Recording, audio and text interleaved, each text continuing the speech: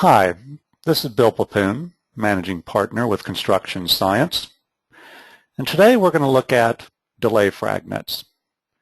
Now the word fragment is somewhat unusual, even among people who work with Primavera and CPM schedules. I often find that during our training classes that no one has ever heard of a fragnet. And there's actually two types of fragnets that are commonly used by schedulers. The first fragnet involves repetitive work. For example, I'm going to highlight a series of activities here.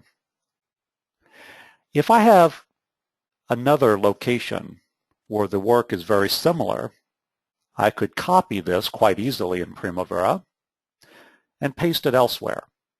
Change the activity IDs to make them unique, and I might also need to change the durations or even some of the logic.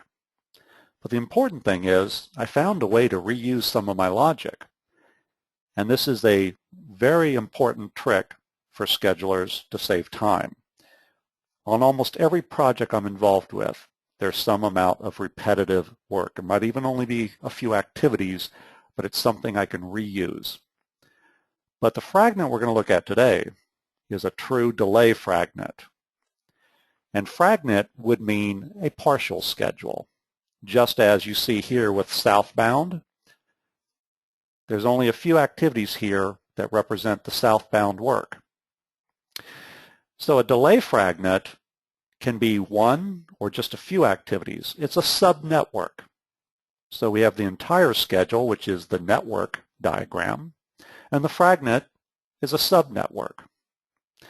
So in this example, we're going to look at a delay to this activity down here. Remove existing concrete. And you'll also notice that it has 5 days of float. A common misconception about delays is that the delay must be on the critical path. Well, that's partially true. We can't claim additional time unless the event that's causing the delay pushes out the project completion date. But in many cases, the activity that's being delayed is not currently on the critical path, but it becomes critical because of the delay. So in this example, even with 5 days of float, if those 5 days are consumed by the delay, then that can become a time extension. So in this example, we are going to assume that this activity is being extended by 7 days. Now, a good way to do this is to make it abundantly clear to everyone that, in fact, we have put a fragment in the schedule. My purpose here is not to confuse people and not to obfuscate what we're doing. So I'm going to add a new activity, and everyone has their own personal preference. Now, in this example, because I might be coming in and sorting by activity IDs later on, and for those of you that are not familiar with P6, I am currently sorting by the first column. So I may come in and do something like this to give it still the same prefix so that it sorts with the stage 1 northbound work. That's what's represented by the prefix S1N. But to do something like this, and I have a couple of ways of doing it, I might indicate the type of delay, such as an RFI, by typing in those letters. And then something like this, perhaps to indicate that it's RFI 1. And then here, I need a description. And some people, it's their own personal preference, might start it off with something like a capital S. Or how about just saying what we mean? It's a delay. RFI number 001.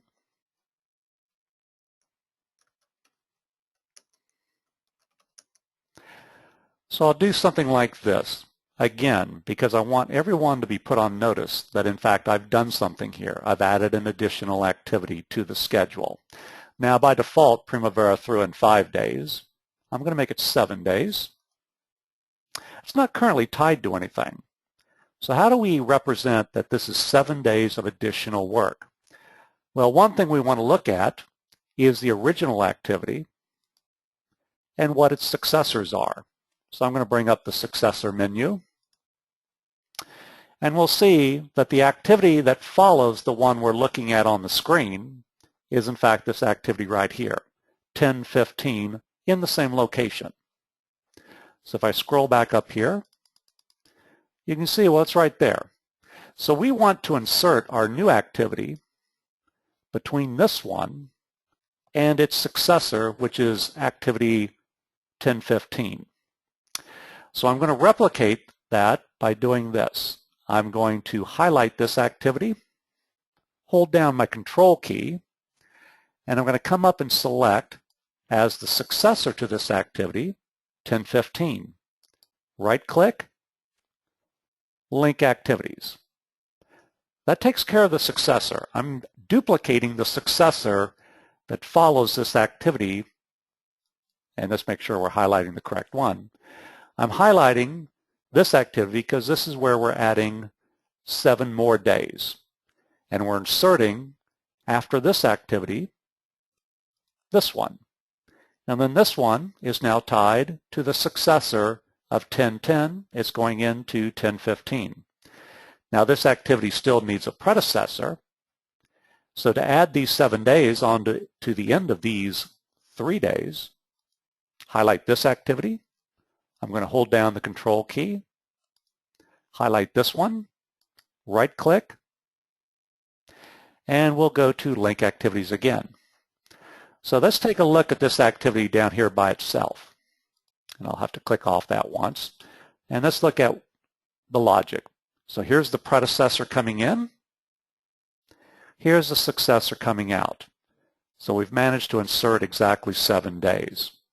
Now one other key here is that I have restrained the end date of the project with a constraint. So the very last activity, project completion, has a constraint, in this case January 3rd, 2014. This is important because I want this fragment to generate negative float representing that we're behind schedule. Currently, we're exactly on schedule. So let's go back to stage 1. Here's our activity. And now we're going to schedule the project. Come up to Tools, Schedule. I'm going to keep the data date the same because there's nothing else about this that I'm changing other than the fact that we've added 7 extra days to this activity. And now we see a -2. If we go to project completion, we'll see that this delay carries all the way through. Now I will warn you that my project completion milestone is based off of a 7-day calendar. All of my work activities are using a workday calendar. So even though the float values are not the same, these activities are in fact on the critical path together. And to get another way of visualizing this, I can even change the bottom layout to show this activity in a pure logic sense. So let's go look at our trace logic. I'll have to modify this. And let's bring over our trace logic.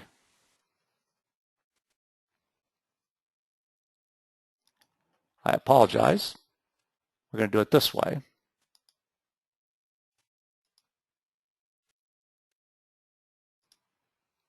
It's a different type of layout. Now in some versions of Primavera, the web-based versions, we access this a little bit differently. But now you're seeing in this box my new activity, and you can see that it's clearly inserted between the original activity, which had a 3-day duration, and the successor to that original activity. Now we have another type of delay, and we'll just change this bottom layout for now. Back to details. We have another type of delay where perhaps the work is being prevented from starting up. So in other words, it's not that we added several more days to the activity, but we're not able to start on the date that we were expecting. So I'm going to take out this activity. And when I reschedule the project, we should see everything go back to normal. So let's go look at our activity up here with the 5 days afloat. And actually, we need to go a little bit further here. So it's this one right here. And let's say we can't start it on March 6th. So I want to add an activity that'll help explain why that's not possible. And in this case, we'll have to take advantage of a constraint, or at least typically we'll do something like that. So I am going to add a new activity. And again, might want to indicate why we're being held up. Maybe this time it's a change order. And I might just represent that with a C, change order 1.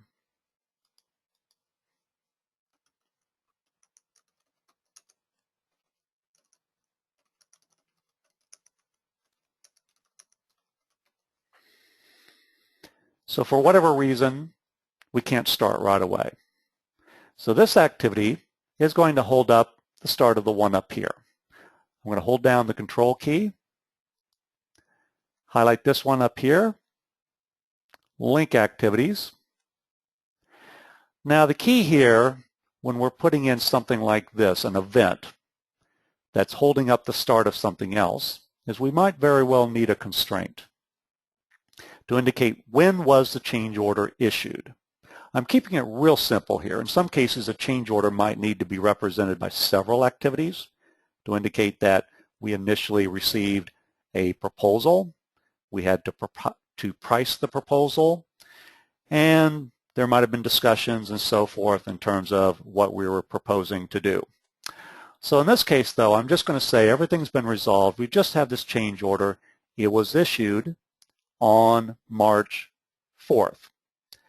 March 4th of 2013. So we need a constraint. We're going to stay in the Status tab.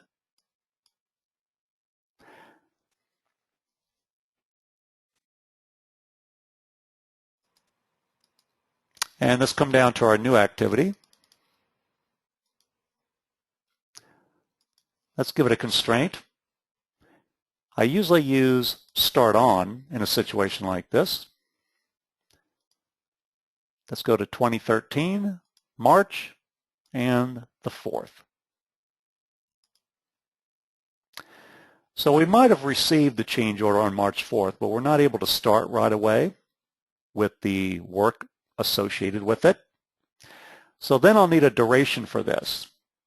Now, one way we can do this, we can have Primavera calculate the duration. For example, I might want to say that it goes from March 4th out to March 20th.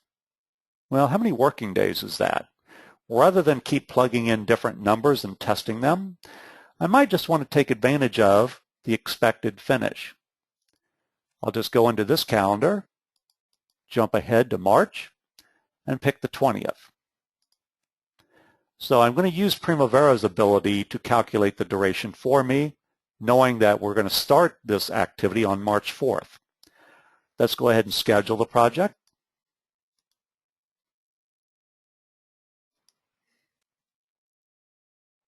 And you see March 4th to March 20th up here. You also see that March 20th is now reflected as both the expected finish date and the current finish date for that activity. And you'll see ultimately the impact is that this activity is causing a 6-day delay to the project, 6 working days, or slightly more in calendar days. In this case, it would be 10 calendar days. But again, this now has become a critical path activity, and it is delaying the project. So these are both good methods of representing something that's happening to a project, either that the activity is going to take longer than expected because of some unforeseen event, or even the start of the activity, the original work, is being held up by some sort of unforeseen event. One last thing we might consider is adding a special activity code to represent all of this. I'll go into my activity codes. I'm using project-specific activity codes on this project. So we might do something like this. Add a new one that we'll call impacts. Because who knows, we might have several of these events over the life of the project. So now I've got impacts. I close this. Let's select impacts and start adding some values. And this is where I might give them different types of values depending on if it's an RFI impact. And in fact, what some people do is they might list every single RFI. So it's RFI 1, RFI 2, so they can sort by all of them. But I generally group them. So I can say that these are RFI impacts.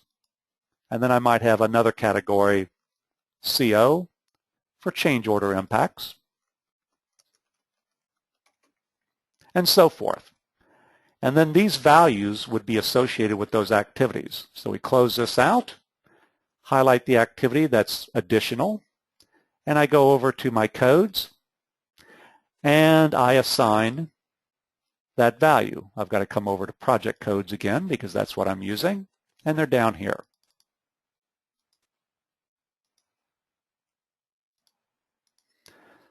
Because once more, I'm not trying to hide this information from anyone. Anything I can do to make it clear what my methodology was for generating this delay to the schedule, I think benefits all parties. Well, I hope you enjoyed this presentation on delay fragments. If you have any questions, feel free to contact us at Construction Science. Our website is www.constructionscience.com. And we also have a Primavera scheduling website, www.primaverascheduling.com. Thank you.